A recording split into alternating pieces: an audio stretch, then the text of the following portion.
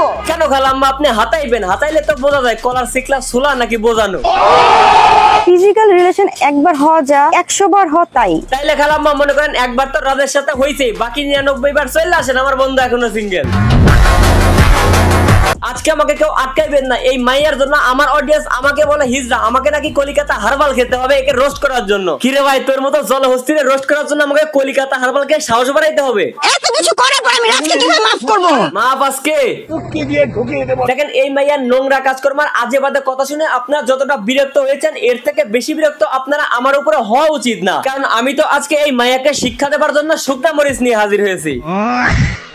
আমাকে ভালোবাসে, আমাকে বিয়ে করবে, আমার সাথে ফিজিক্যাল রিলেশনে গেছে। আমি এই মাইয়ার নিয়ে এতদিন ভিডিও বানাই নাই, তার একটা মাত্রই কারণ আমি এতদিন যাবত ভাবতেছিলাম যে রাজ নামের এই পোলাটার রুচি এত খারাপ, ওর থেকে পাইতেছি একানার পচা পানির মোটা চামড়া গন্ডারের সাথে ফিজিক্যাল রিলেশনে যাইতে।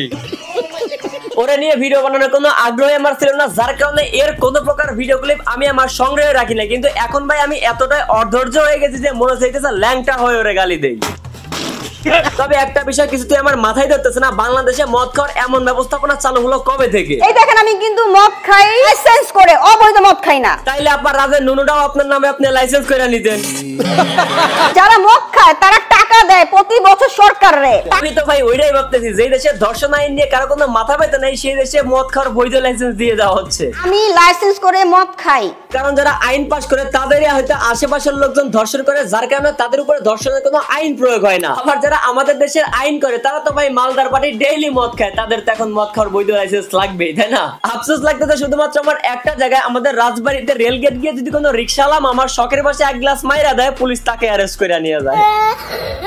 আচ্ছা নূপুর আপা, আপনি কি রাজের কাছে যাওয়ার আগে নিয়মিত মদ খাইতেন? নিয়মিত কেন, প্রতিদিন মদ খাই। এই জন্য আপনি মুসলিম হয়েও একমাত্র মাতাল থাকার কারণে হিন্দু একটা ছেলের বিছানা কাঁপাইতে গেছিলেন। যখন জানতে পারছি ভাই তখন আমার পক্ষে কিছু করা সম্ভব ছিল না, কারণ রাজ আপনার কৃষি জমিতে অলরেডি পানি দেওয়া শুরু করেছে। রাজের জন্য আমি আজকে রাস্তায় নেমে মিডিয়ার সামনে কথা বলছি, রাজ কি করে জানে না? রাজ জানে খালাম্মা এবং সবকিছু দেখতেছে এবং মনে মনে মাপ চাইতেছে। আমার ভুল হয়েছে, ক্ষমা করে দে। কারণ আমার রাজকে তারা বিয়ে দিতে চায় না আমার সাথে। বোন একটা কথা বলি, রাজ যদি আমার ভাই হতো তাহলে তোর সাথে বিয়ে হতো পরের কথা, তোর সাথে যে 2-4টা স্পটে ঘুরতে গেছে এর শাস্তি হিসেবে ওর বিতিকাইটা হাতে ধরাই দিতাম। আর একটা কথা নোট করে লিখে রাখ, রাজ যদি তোর মতো মায়েরে বোন বিয়া করে তাহলে দুনিয়া থেকে রুচি নামক শব্দটাই উঠে যাবে। গত 1 মাসে এই নূপুর নামের মেয়েটা ফেসবুকে এত পরিমাণে অশ্লীলতা এবং নোংরামি করেছে যে একটা সুস্থ স্বাভাবিক ভদ্র মানুষ ফেসবুকে ঢুকতেই ভয় পাচ্ছে। ফেসবুকে ঢুকলেই ওর চিল্লাচিল্লি।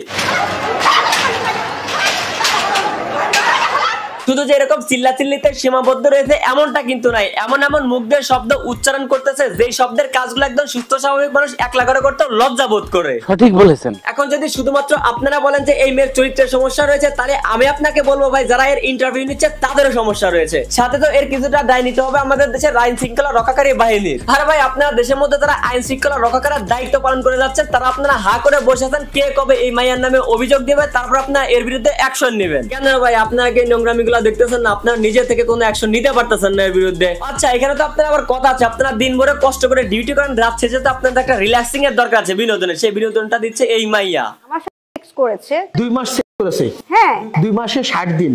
আরো বেশি করেছে। ভাই রাজ তোর পায়ে ধরে বলতেছি তুই যেখানেই থাকস অন্তত সোশ্যাল মিডিয়াতে সবার সামনে আইসা একটা মিথ্যা কথা বল যে এই মেয়ের সাথে তোর কোনো সম্পর্ক নাই আর তুই এই মায়াকে বিয়ে করতে চাস না, অন্তত আমরা বাঁচতে পারবো তাহলে দেশবাসী। আমার রাজ কই আছে? যদি আমি জানতাম আমি ক্যামেরার সামনে থাকতাম না, আমি রাজের বুকে থাকতাম। ভাই চিন্তা করে দেখছেন কত বড় আবার হলে নিজের ধর্ম ইসলাম ছেড়ে শুধুমাত্র বিছানার সুখের জন্য ধর্ম চেঞ্জ করতে পারে। হিন্দু ধর্ম গ্রহণ করতে হবে, আপনি রাজি হবেন? আরে ভাই রাজের মা বলবে কি? রাজের মা বলার আগে তো আমি বলছি সেটা আমি অ্যাকসেপ্ট করতে চাই। নবীর অপমান করলে আপনারা চাইতে যান, কিন্তু এদিকে তো আপনার ধর্মকে অবমাননা করছে, কই আপনাদের তো কোনো রিয়াকশন নাই, উল্টো আপনারা আরো কমেন্ট বক্সে কমেন্টের মাধ্যমে আরো বিনোদন নিচ্ছেন। যাই হোক ভাই আমার দরকার ছিল প্রতিবাদ জানানো, তাই এই ভিডিওর মাধ্যমে প্রতিবাদ জানাই দিলাম, বাকিটা আল্লাহ ভরসা।